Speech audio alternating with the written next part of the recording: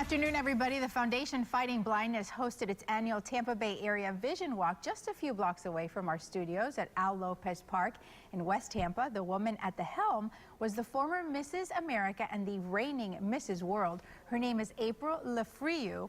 In 2008, she became involved with the foundation to help her own sister, and little did she know that within 2 years, she and her own children would be diagnosed with the same blinding disease. Joining us in the studio with more, we want to welcome April, who comes with her beautiful crown and is the co-founder of the Tampa Bay chapter of the Foundation Fighting Blindness. Thank you so much for coming in. Oh, thank you for having me. It's wonderful to hear how you've turned your pageant experience into a platform to talk about this blinding disease. What is the name of the disease and how does it affect the human eye? It's called retinitis pigmentosa, and it's a genetic disorder, so you're born with it. But basically, in layman's terms, it affects the peripheral. And then as you lose your visual field, it closes in. So if you were to grab a straw and look through a straw, that is someone with a severe form of RP. And we say RP for short because it's such a big word. And then, unfortunately, there's times where everything just goes dark.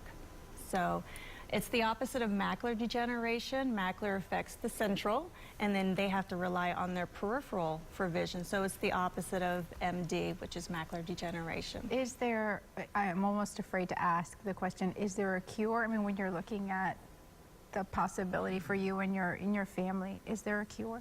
Not now, but that's why I'm so hopeful. Being the national spokesperson for the Foundation Fighting Blindness, there will be a cure very, very soon. We're funding cutting-edge research that is just paving the way. I mean, just in 2009, they had about 40 participants for a gene therapy for a very severe form of RP called LCA. It's a big word, but for short, LCA. And they were able to bring vision back to a certain percentage to those 40 participants. But the one child that made the most significant name was Corey Haas. He was 9 years old, and he was legally blind. He was using a white cane. And when we're done with one eye, he was able to go back to mainstream school. Wow. He can read the whiteboard, the chalkboard. He's even playing baseball. And now they're working on his second eye. So it's still a trial, but my goodness, I mean, they brought vision back to him. So until they complete that trial and FDA approves it, that's a tremendous, tremendous stride. So what is it like for you when you attend so many public events and folks may expect you to be talking about something else?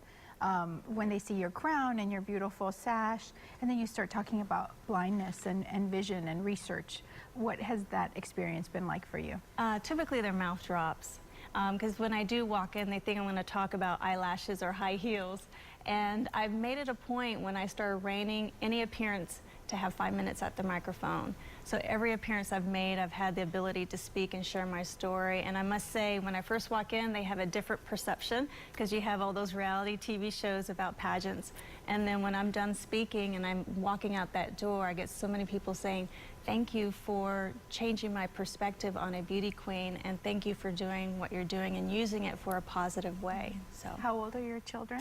Brandon is 14 and my daughter's 10, and they're fabulous. They're doing really wonderful. They have a vision teacher now at school helping them, but during the day they're functioning very, very well. Right now the early stages of their retinitis pigmentosa is night vision, so at night they do struggles, specifically my son.